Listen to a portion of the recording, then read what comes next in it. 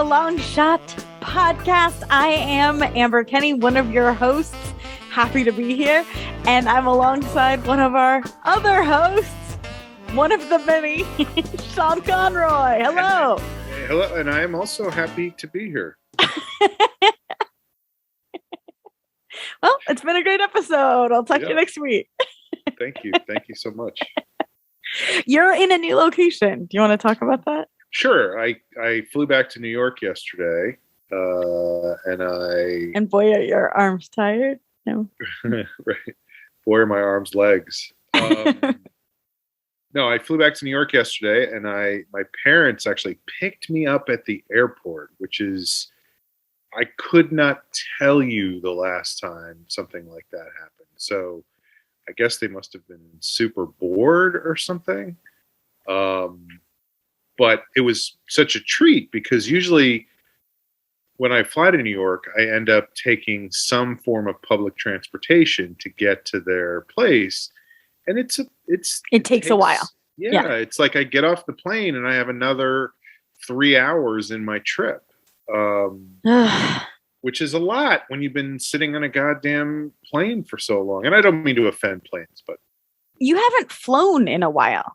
Am I wrong? Was this your first flight? I did it at Christmas. I was back here at Christmas time. Okay. But it was still stressful. I did not care for it. Yeah.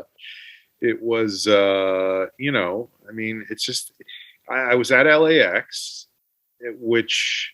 Great airport. Couldn't be more convenient. Couldn't be more awful. Smooth. Although, I will say, I flew into JFK, and supposedly JFK has been remodeled or is being remodeled and whatever. But let me talk about LAX for a second, then I'll talk more about JFK. First of all, you're acting like I'm like, tell us about JFK. I will get to JFK, okay? I mean, I did get to JFK, but first of all, my dad hilariously calls LAX lax. He's always like, did you fly out of lax? And you know how like he's the only person I know who ever says that. And I'm like, so I haven't said this to him, but I want to at some point say, like when I'm leaving, maybe I'll go. So I am flying out of Jafuk.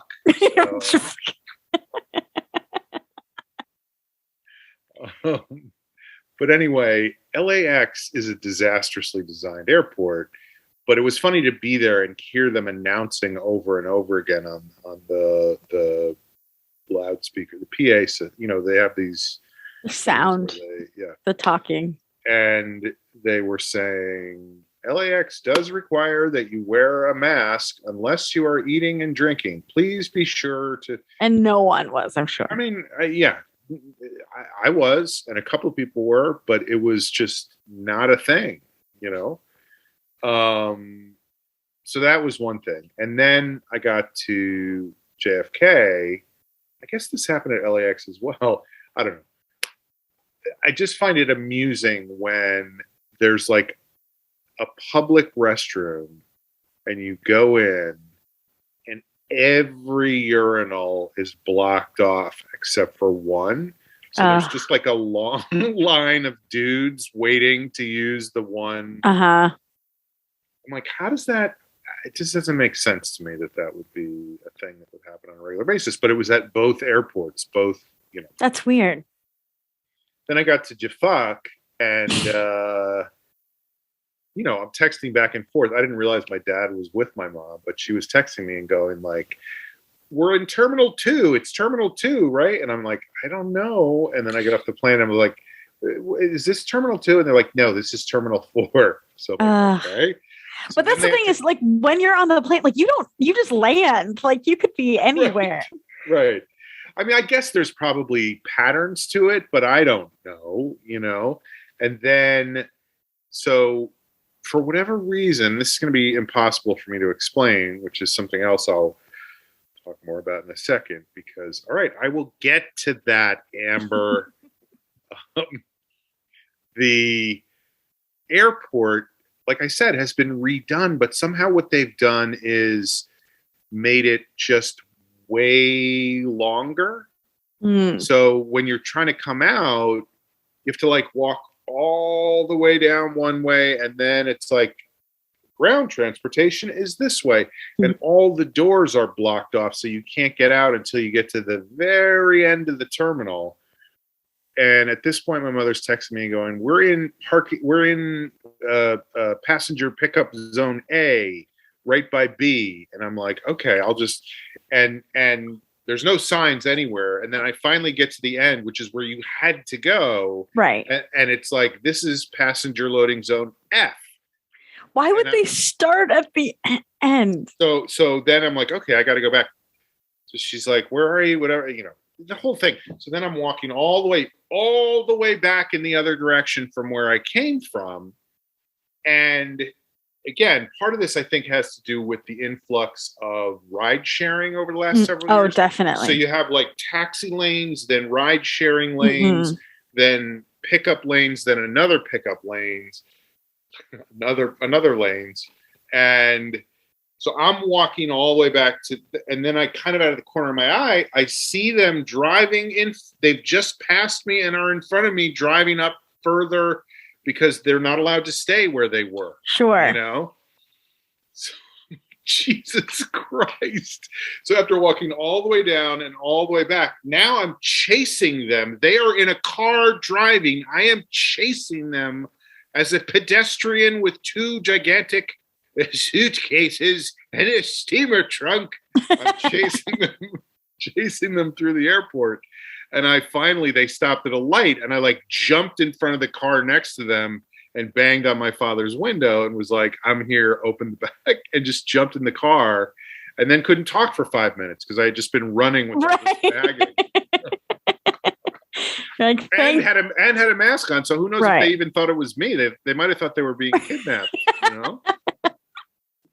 So, but anyway, they were very kind to come and pick me up and drive me back to their place. So that's where I am. I'm in my childhood bedroom. Or no, they just moved here 3 years ago, which was a couple of years after my childhood. But so I'm spending a couple of days here, and then we're driving on Saturday down to Virginia Beach. How fun! Yeah, it will be fun. All my nieces and nephews are going to be there, so and some other people as well. You've seen them all for Christmas and stuff? Not all of them? Didn't because there was like outbreaks and it was a peak COVID. And some of them I literally saw.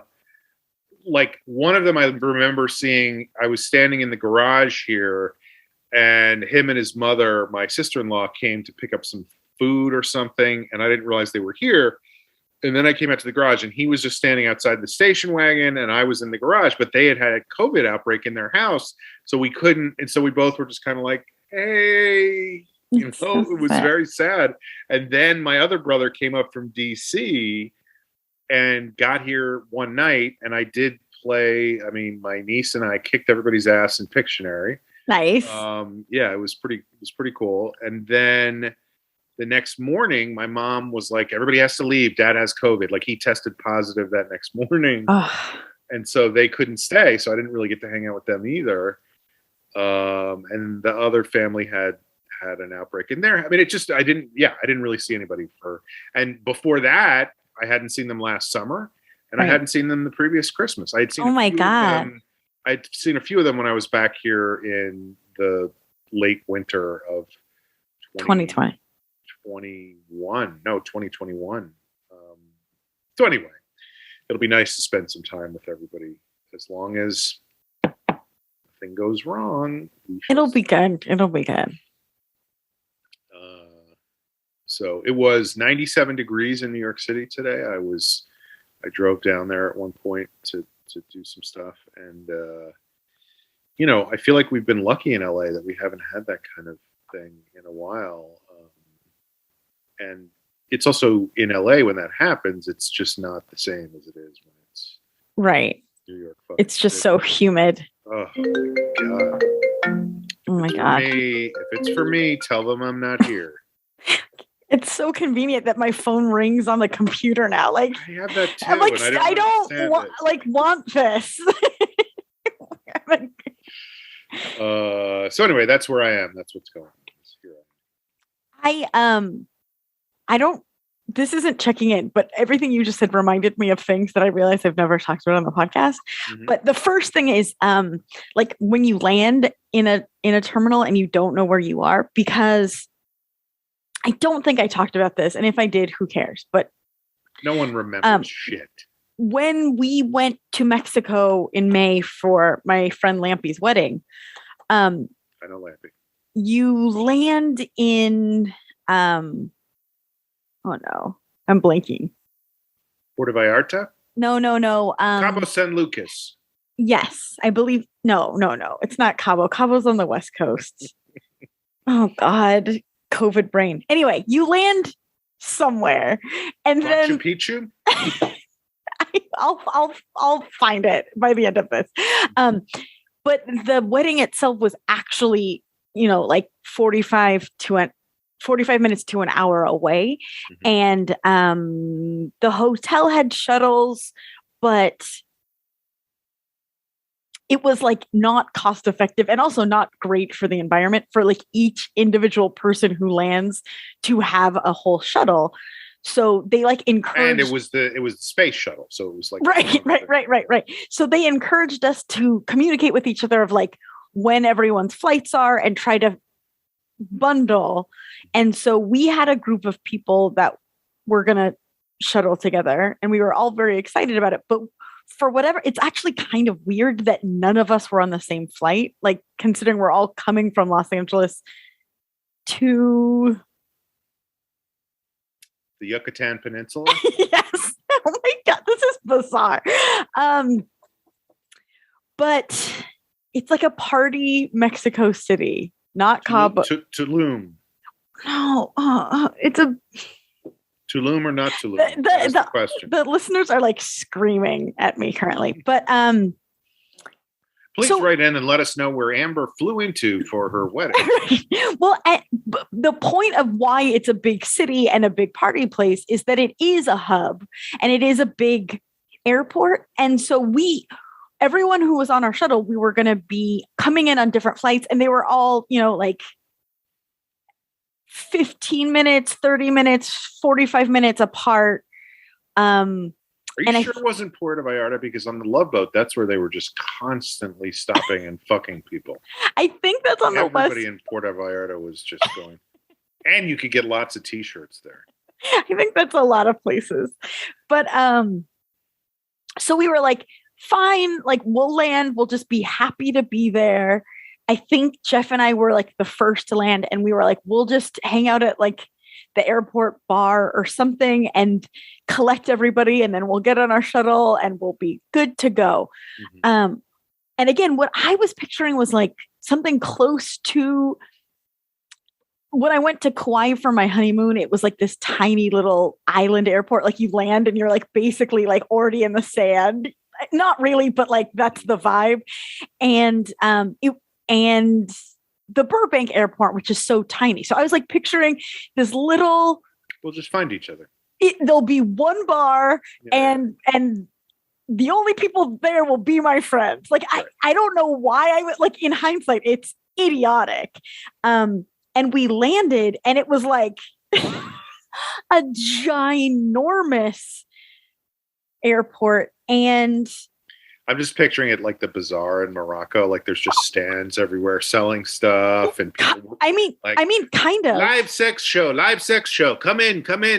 Well, and like, we'll just take a shuttle. It's pretty competitive.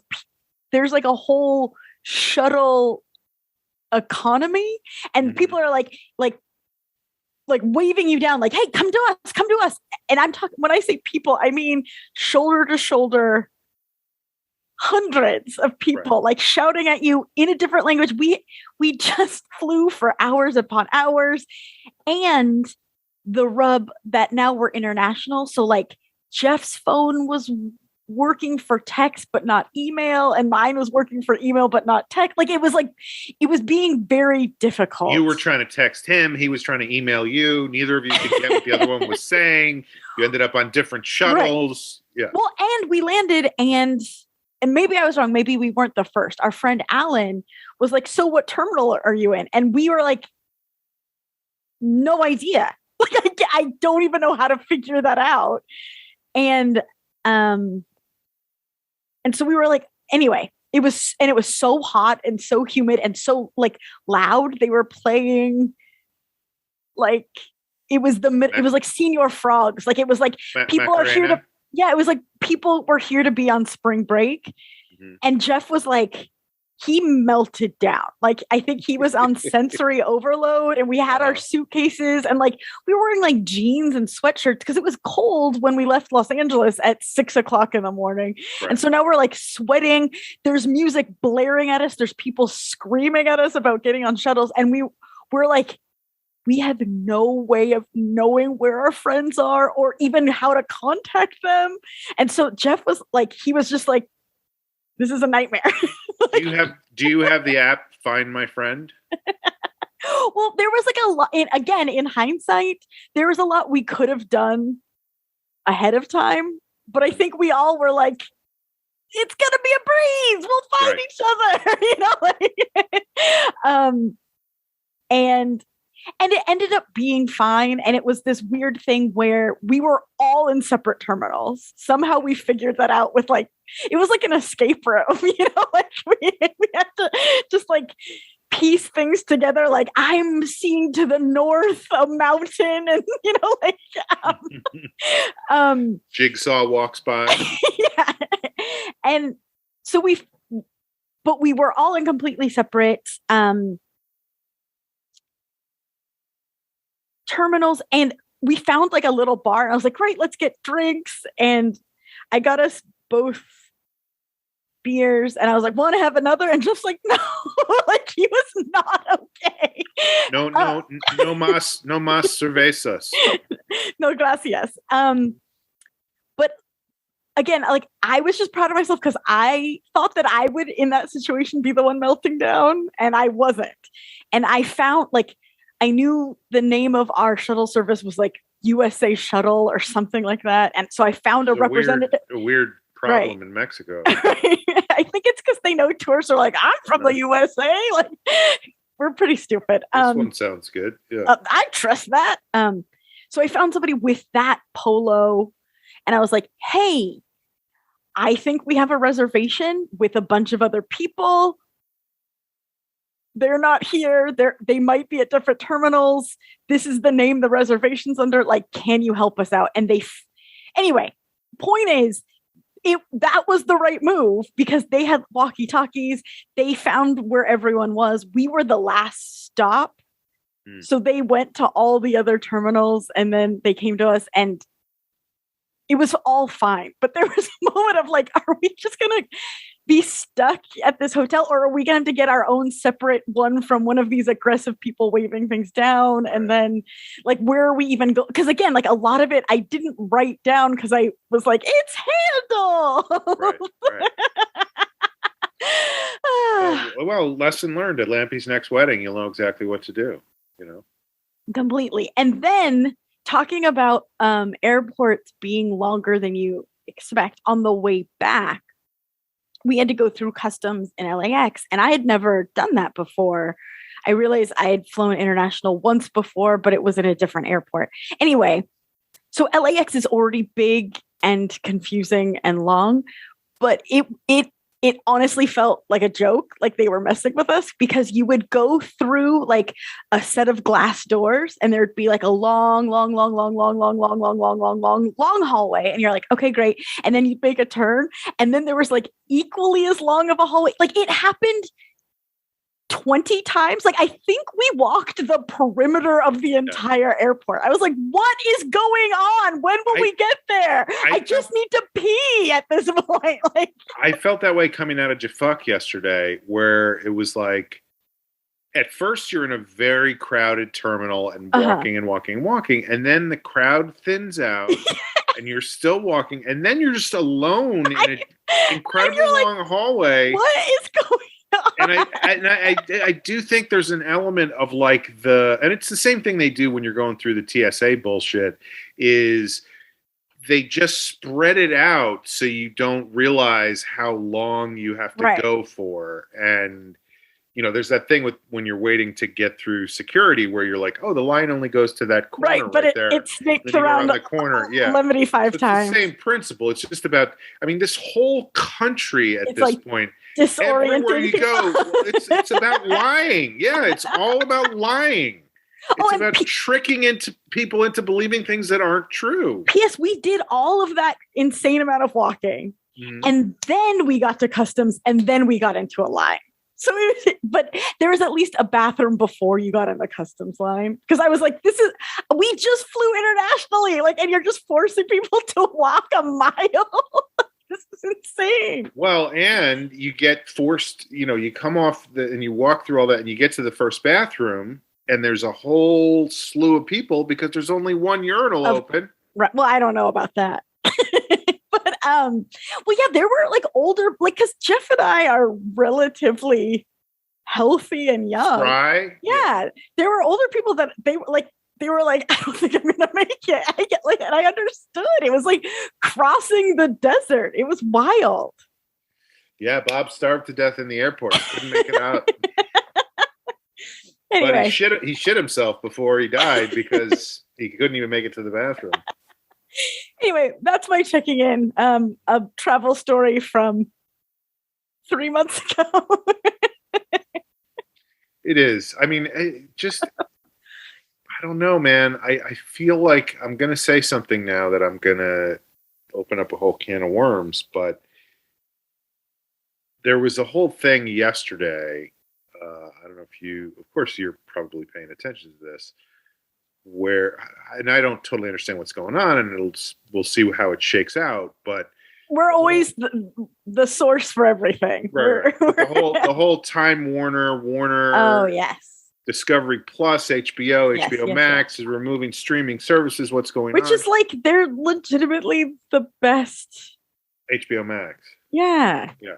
Well, not anymore. Now they're just reality shows. But I don't know that that's true. But I do think there's like weird developments going on that are all related to like taxes or something. Well, no. I was going to say maximizing profits. Like just everything is about making as much money as possible with as little outlay as possible, and so that's the same thing that's going on in travel, where it's like, how many people can we fit into how small of a space and how give them the least amount of food and water. It's every aspect of, I mean, that's American society at this point, is how can we maximize profits and how can we trick people into believing things that aren't true? You know, the election was stolen is the ultimate example of that, but there's so much of that stuff. Right. So it's very disheartening. I did have a funny moment where, because the flight was not full, it was pretty full, but it wasn't full. And there was a woman, so it was, where I was sitting was like a 2-3-2 kind of thing, you know, like the classic basketball defense, 2-3-2. So a big plane, if there's like a middle aisle of seats. Right. Two aisles, right. So it was it was a 775, 78. 777. 79. But so I was in the aisle seat all the way to the left, but then the middle row, there was a woman sitting there, and clearly her husband was in the row in front of her, in the seat directly in front of her. And before the plane was getting ready to take off, nobody had shown up for those two seats. And so she was talking to the people behind her and going, I don't think anybody's coming to take these seats. I really think these are going to be open. I think this will be great. I can get my husband to come in, you know. And it was just funny because there was of course, a moment where, what happened? No, I was going to say somebody probably came in the last. No, even better. Nobody came. And she was like, sweetheart, do you want to come? And he was like, no, I'm fine here.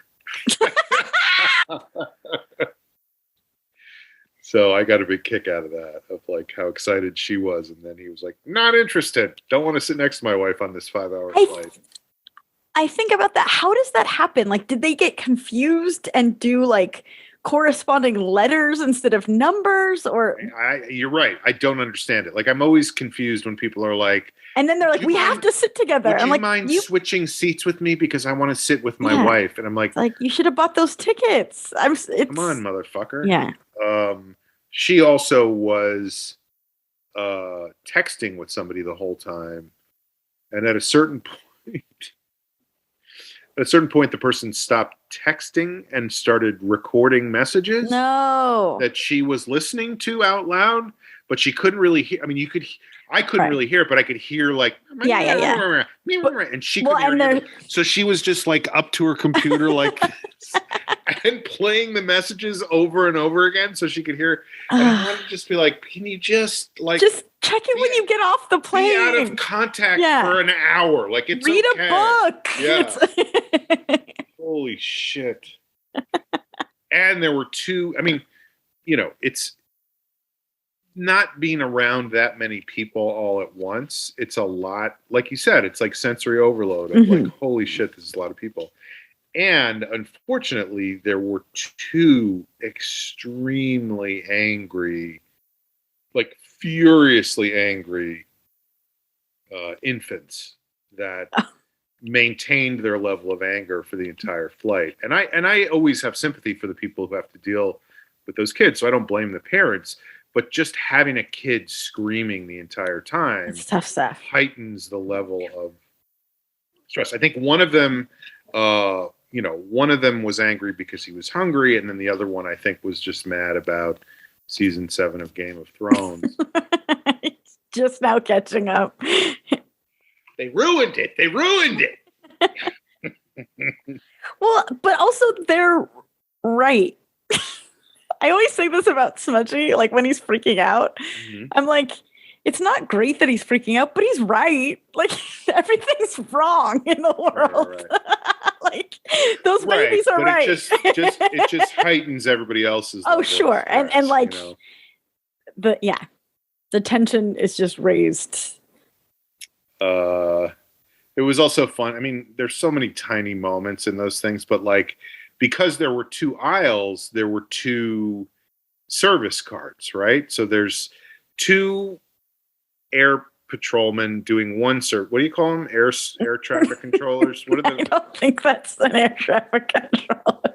I mean, this is traffic and they're controlling it, so let's call them air traffic controllers. Okay. So there's 2 air traffic controllers on this side and 2 on the other side. And the 2 on this side, like right next to me, both didn't speak English as a first language, so they didn't totally understand each other the whole time. Oh, they spoke 2 different. Yes. I don't know where either of them was from, but they were definitely not quite on the same page ever. And so one in particular would keep repeating herself, thinking that the other one would then understand. Whatever. And so at one point, they came out too early. Like in other words, the show wasn't supposed to start yet. Like somebody gave them 5 and they thought that was the cue for their entrance. And so they came out, and then they were halfway down the aisle, and one of them was like, we should wait. We can't go. We should wait. You're going to piss off that person who's on the next row. So they were arguing about that, and they were going back and forth. And then the other one was like, but they're faster than us. They'll get done faster. They're faster than us. So, you guys can do it. Like, the little engine that good. And then finally they agreed that they would just go and do it, because they weren't going to go. Once you're on stage, you can't make an exit and then come back. It looks weak. Well, and with an airplane, there isn't like, I'll just go off to the side. Like, you're pretty committed to where you are. So they go all the way up to the front, and then like a minute later, the other team makes their entrance. The other 2 air traffic controllers come out and go up. And I stopped paying attention. And then I looked up like 5 minutes later, and sure enough, my side was still way the fuck back there, and the other side was like almost all the way done with all their rows already. You guys. So they were like, they were the slow guys, but they also knew they were the slow guys. It's so cute. It was so funny. So that was lots of drama on the flight to New York. I had other stuff I wanted to talk about, but I well, it's got to be pretty late where you are, right?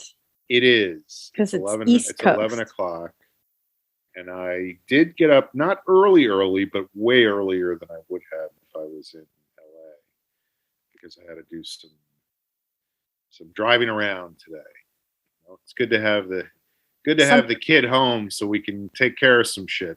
You know, get some shit done. The dry cleaners, oh, nice. They put you to work.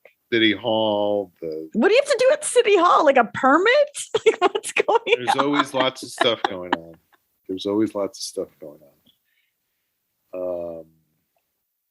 So I'll leave it at that. And I think just because I'm also in a very awkward sitting position right now. Yeah, we could make this a nice, short, sweet episode.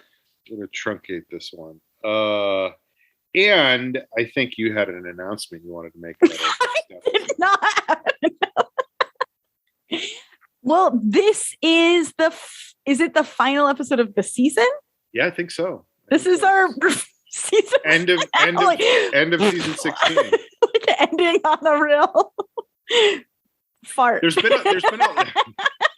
been a lot of controversy on Twitter the last little bit of time about just people talking about television seasons used to be so long, and is it good that they're not anymore, or is it bad that they're not anymore? And obviously there's arguments both ways. Like, because people did used to do like 22 episodes. No, I know. We've been doing some like rewatching of old shows, and we keep being like, Jesus, we're not even in season 2. It's like, it's forever. It feels like, but then you watch like a British show and it's 5 episodes and that's 9 seasons. Like, I don't know how that works.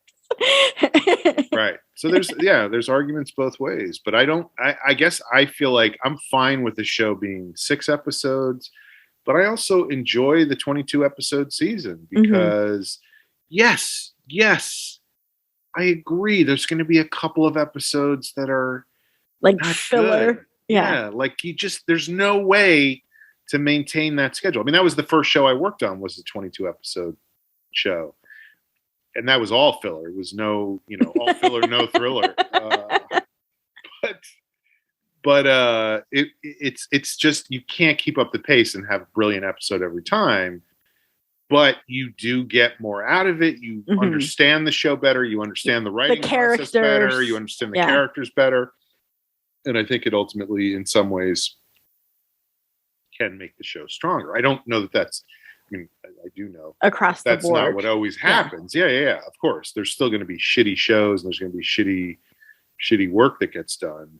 But I just don't think, and maybe this is my problem and why I'm not better at existing, but I don't think you can make blanket statements either way. Like, you can't. Oh, of course this not. is the worst thing that was true then, and it's good that it's not available anymore. Or things were so much better in every way back then.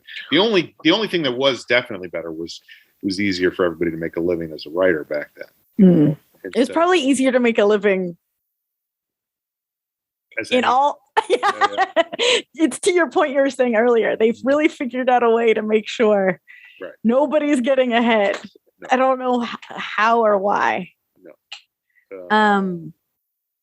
So yeah, we're gonna take a little bit of a vacation, right? Yes. We're our summer break. So when we come back, Amber and I will both have new overalls and new Trapper Keepers, and haircuts. Well, I might actually have a haircut by then. Who knows? It's been almost a year. I like to hold on to mine at this point because every time I cut it, it's like. Doesn't come back. Yeah. But we will, we're going to take a few weeks off and we'll be back in December, right? In September. Oh, September. Right. I get those mixed up. It might be like the second week of September by the time we record it that it's released. Right. But yeah. And I blame myself for this because I'm away right now, and I blame Amber because she's like, yeah, let's fucking take it. I don't think it needs to be like a blame situation. Whose fault is this? People are allowed to take a couple weeks off. So parting shots. Should we do parting shots? Sure. I'll start because I'm in charge. I know, I forgot. I said parting shots and I was like, oh God, I just stepped on her responsibilities. That's not protocol. That's not how we do it. When you're in charge, you get to say when parting shots happen. So I don't know. What else do you want to talk about? Parting shots, and I'll start. Great. I just started watching a show that I have not heard a single human being talk about, which happens, I guess, all the time now with the amount of streaming services and content and all of that.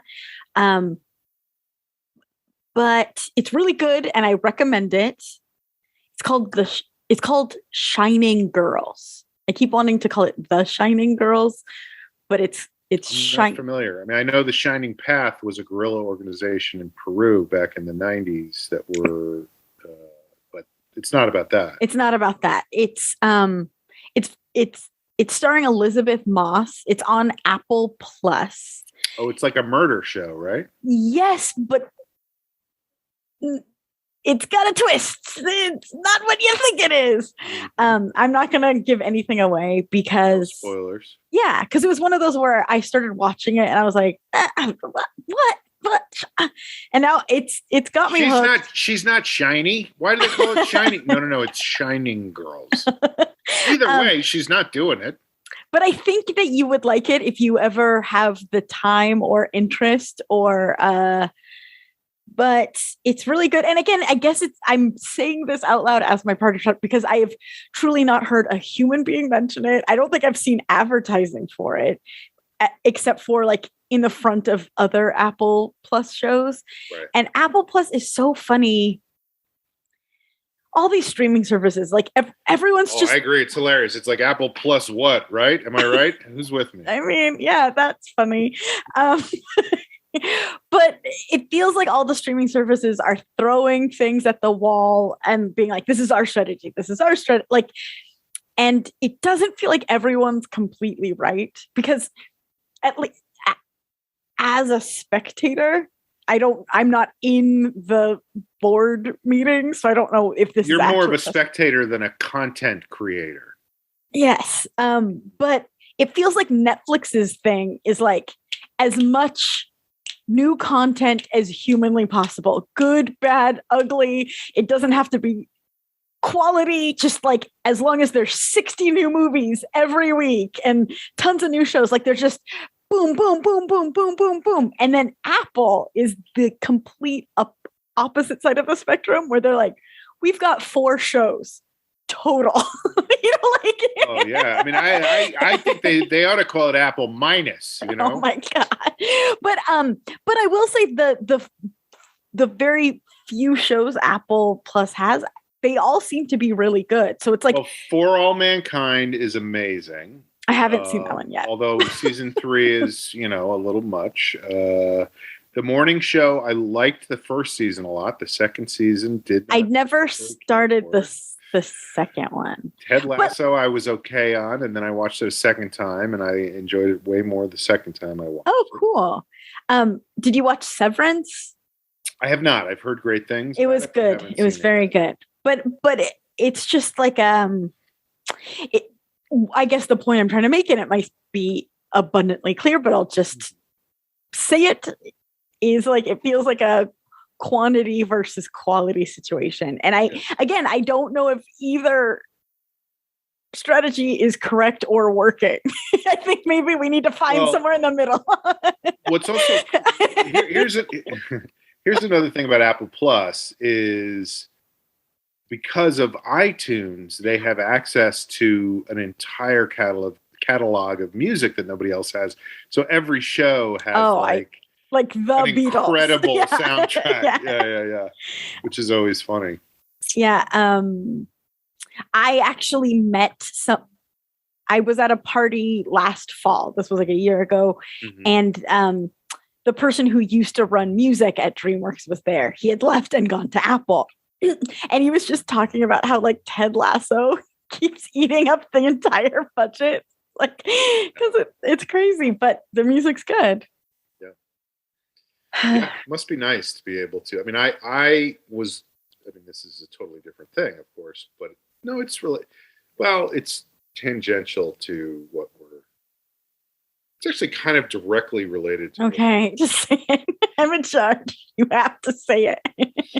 I was talking to somebody the other day about this short film that I'm making, which I can't stop talking about, so I apologize.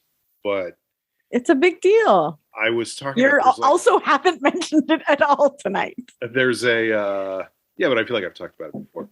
There's a moment at the end of it, and I'm like, so I'm talking to one of the producers, and there's a moment at the end of it where there's just a total tonal shift. I mean, some might say a twist, but I'm not going to say that. Yeah, it turns out one of the characters is actually named Elizabeth Moss. That's the twist. And you didn't know that. She didn't have a name up until then. It's not the actress. It's just a coincidence. Right. But anyway, I was talking about it, and I was like, in my head, I have a clear idea of how to express this visually and also with a music cue. And I was like... But it's a pretty specific music cue. No, not even that. I mean, it's just like... It's not. It's just that I have like a list of things where I'm like, it would be something like this. You know what I mean? Like I've dug through, literally from decades and decades worth of music. And I have a whole list of like something in this area.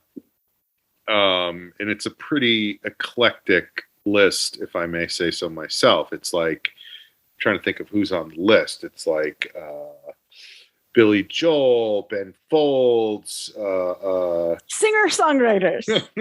No, I'm kidding. That's not. But I thought it'd be fun. I wish I could have thought of like two more white guys who play the piano. Michael Bublé and yeah. But anyway, as I started to say this, it was hilarious. I'm like, because I had my phone. We were actually on location. We're doing a location scout with the DP. Oh, how fun. Throw a lot of terms at you guys, but I'll try to keep up. Not you. I'm talking about the amateurs that listen to this show. But it was cool. It was like we were looking at the spot. We were, the DP had this app on her phone where she could track the sun, the path of the sun during the day and where we were going to have to light things. And it just was. That's so fun. Yeah. I love that. And it involved a lot of, I mean, again, there's a script. And so then it's like, okay, what happens in this moment? And then how do we shoot what happens in this moment? So I had stayed up all night the night before trying to figure out the blocking for how things were going to be shot. And there's a couple of moments that are, it's such a small thing, but there's a couple moments that are pretty complicated. Mm-hmm. And so you almost need like two toys to like act it out. Well, I have a funny idea about that. We'll see if it actually happens. But and I'll get to the toys and the acting it out in a second. Anyway, I'm saying like at this point, I think there's a shift, and I started to on my phone. I was like, I would play, and the producer was like, no, we can't use anything. No, there's licensing issues and whatever. And I was just like, I understand. Like, I'm not. No, it was like for like tone. Yeah. Music like this. And it was like a song, a real song had been mean to her as a child or something because she was so upset that I would even bring up a real song. I was like, I'm not saying I want to use that. I'm saying this is the kind of idea, the area, the whatever, just was anathema that I would say something like that. She has been burned by a director writes being issues, obsessed with a song before, and she was like, I'm going to nip this in the bud. I'm not going to even let you see the light of day. It doesn't have to be Thriller. It can just be Billie Jean, but it's something like, again, another singer-songwriter. The singer-songwriter, dancer, triple threat. Mm-hmm. The thing I was going to say is that you're talking about acting it out with toys and models. I had an idea, and we'll see if I can get anybody to do it. But you have to come up with a shot list. Like this is what you're going to shoot. And I have it. I made the list, and I literally did like storyboards for every shot and whatever. And again, these producers, they're like, oh, there's too many shots. We can't. And I'm like, I don't know that we can do it with less than this. So I was thinking that when I go down to Virginia at the beach, I may try to get a couple of my nieces and nephews and shoot like a fake version of Amazing with them. Because the locked off shots are easy, but there's a couple that involve like somebody getting out of a car and coming around the other side and standing face to face with somebody. And like, what's the shot there? And it's not like we have like, a huge crane that we can shoot it with or anything. And so the drone goes by. Right. So I was like, if I can do this with these kids, I can have like a moment by moment layout of what I want in the thing. So we'll see. It would be funny in your like sweet, quiet short film to just like have a Michael Bay like completely insane. Well, I mean, all kidding aside, I was thinking about that the other day, because just doing this tiny thing is so complicated. And I was like, those Michael Bay shots, with like anybody doesn't know what we're talking about. There's extended compilations of them on YouTube, and Michael Bay has a thing where everything is moving at once. So in other words, the camera will be moving this way, the character will be turning this way, and then jets will be flying overhead in the background or whatever. Like he just has such a thing for movement. He's a maximalist when it comes to. But even I started reading yesterday. I started reading a book. I forget what it's called, like Blood, Lies, and Sweat, or Blood, Sweat, and Tears. What goes up must come down. I don't know. It's the story of Fury Road, of George Miller making Fury Road, and that movie didn't even have a script. All he did was write out like thousands of storyboards of what he wanted to see. So it's just. It's a whole other part of all of this that I am finding fairly interesting as I'm doing it. But anyway, to go back to what you were saying about shows, I had a meeting last night with some old students of mine, and one of them, at the end of it, everybody was like, everybody give a recommendation of some show or whatever. And this wasn't even a recommendation, but somehow we got to the fact this is the only person I have spoken with who actually watched a show that I saw amazing on Amazon, and it's a show called Terminal List, and it was such a piece of shit show. Like, just awful. Starring Chris Pratt. Oh. It's very it's just terrible. And it does have a couple. I know what it was. This guy had just done something with one of the actors in the show. But there's twists. It's like an 8-episode series. There's twists. In episode 1, I was like, this is going to happen, this is going to happen, and this is going to happen. And you are totally right. Everything I predicted came true by the end of it. Just awful. Terrible. But I do get excited when other people have seen the same things I have seen, which is, rare. I know. So that'll be my parting shot, is I'm going to recommend something for people to watch, because here's my theory about the Netflix thing. And not that I know anything about what I'm talking about. Welcome to the long shot. But with Netflix, the reason they churn so much is because once they hook you with a show, you've subscribed. So they don't need to keep you. You've already paid, So it's like, we don't have to make 5 seasons of a show. We can make 2, and then we make something new and get a bunch more people, because Newton's second law was people who have subscribed to a service tend to remain subscribed to that service. So you're right. They don't care about quality. They don't care about developing anything. They just care about what's hooky and flashy, and then we can take people's money. It's what we were saying before about maximizing profits. How do we get people to subscribe? Once we've taken their money, we don't care anymore.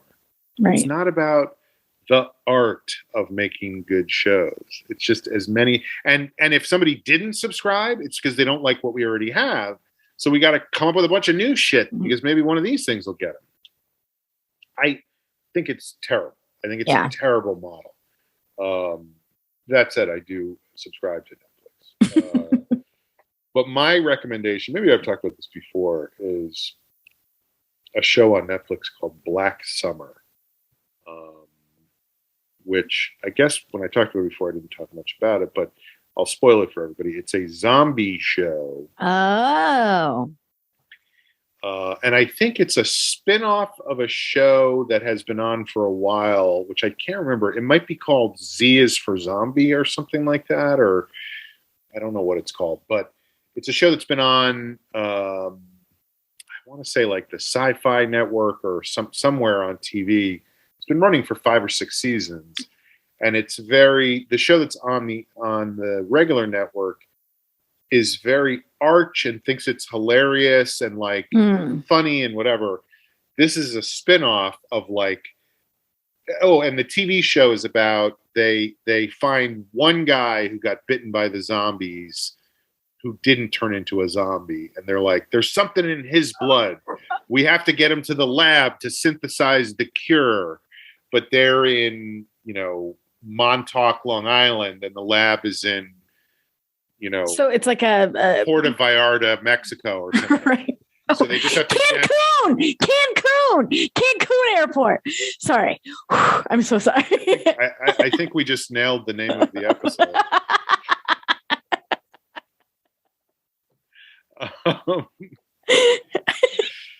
Welcome to Cancun Airport. But anyway, that show is just about like, we are survivors. We have to get this one guy. And of course, the guy is a piece of shit and he doesn't care about anybody and he's out for himself, but he's the cure for humanity against the zombies thing. But it's very like, we're being so funny. Black Summer is not like that at all. It's what happened the summer before everybody even figured out that this is what was going on. And it just starts in the middle of like, these people running out of their house and trying to get on a military transport to get to the stadium in town.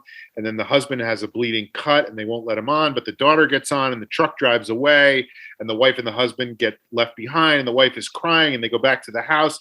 The husband turns into a zombie and the wife runs away and she runs out of the house and she runs down the street and she runs into a car accident. And one of the people in the car accident turns out to be a guy and she helps this guy and he's deaf and he's trying to tell her what's going on, but she can't understand him because he's doing it in sign language.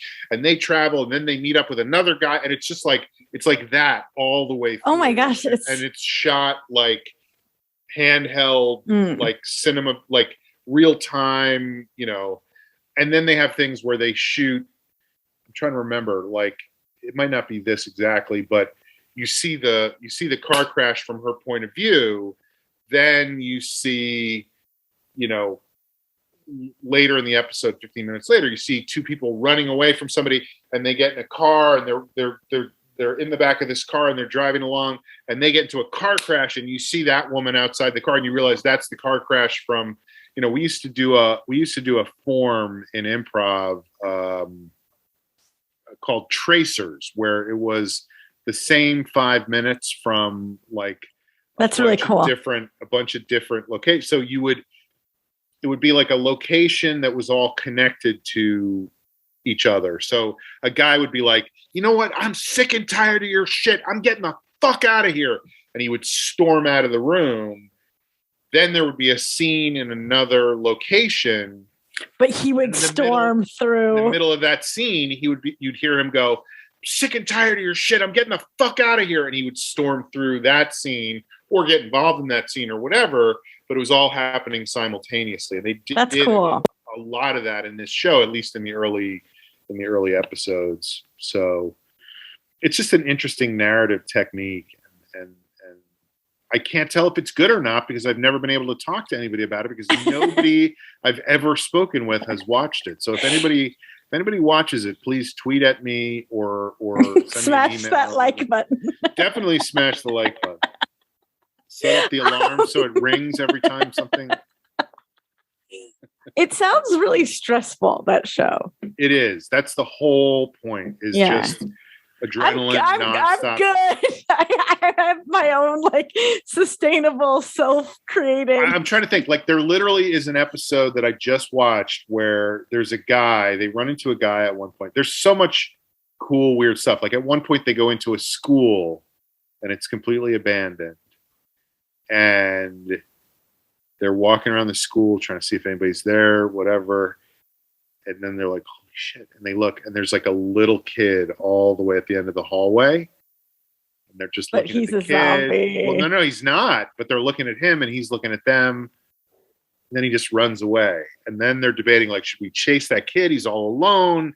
Who knows what's going on? And of course, it turns out these kids are living in the school, and it's like Lord of the Flies. They've formed their own little society, and they have their own rules, and so they escape from that thing, and then one of the guys is like running away from they had set up traps, so an explosion goes off and he gets knocked unconscious, and when he wakes up, everybody's gone. He doesn't know where he is, so he's looking around. He climbs up to the roof of the school, and he realizes all the doors are locked and there's no way to get out. So he shinnies down a drain pipe, and then he escapes. So he's off by himself, and he runs away, and he gets into a supermarket, and he's like, this is great. There's all this food in there, and he's taking all the food.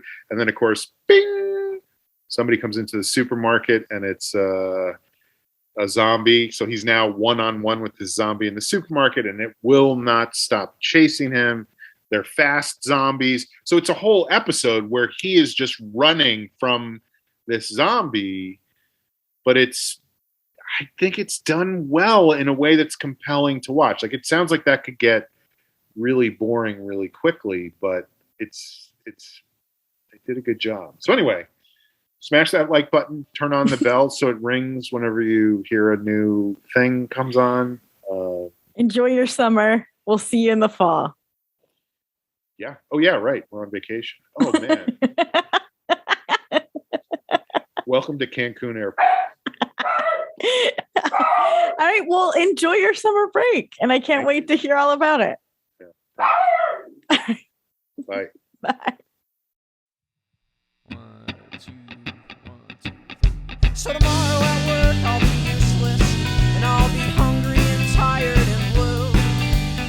Either because I didn't get enough sleep, or because I have been thinking of you. Because you pulled on the tab that said try me, and you figured I would last you for years. And now a couple of double A's later, I am still kind of standing right here.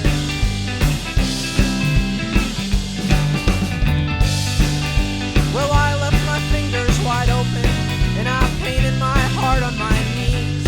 I left my body ajar. I told you not to go far, but that I would come and go as I please. So I think I'll leave you down at the town line, where I figure's where you'll wanna be. Amidst the old pull-out couches, the smashed televisions, the toasters and washing